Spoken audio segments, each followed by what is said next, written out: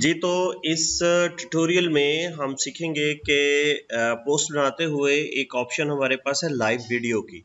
ये क्या चीज़ है और किस तरह हम लाइव वीडियो जो है चला सकते हैं। आप अपने कस्टमर के साथ, ऑडियंसेस के साथ जो है या अपने फ्रेंड्स के साथ लाइव वीडियो जो है वो शेयर कर सकते हैं। उसका तरीक़ेकार ये है कि आप लाइव वीडियो पे क्लिक करेंगे, सिंपली यहाँ पे वो आपके कैमरे को असेस कर लेगा और यहाँ पे आपने कुछ सेटिंग है, वो सेटिंग आपने यहाँ पे एडजस्ट करनी है। जैसे यहाँ पे देखें, आपने अगर इंटरेक्टिव बनाना है, पोल्स इसमें क्रिएट करने हैं तो पोल्स भी क्रिएट हो सकते हैं कि आप ओपिनियंस लेना चाह रहे हैं कस्टमर्स की, ऑडियंसेस की, फ्रेंड्स की।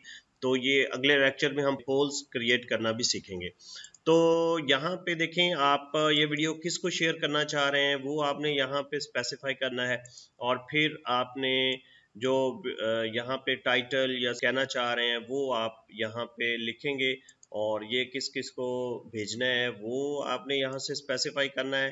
फिर ये देखें, यहाँ पे आपके पास वो कैमरे की और सारी डिटेल आएगी। आप स्क्रीन शेयर भी कर सकते हैं।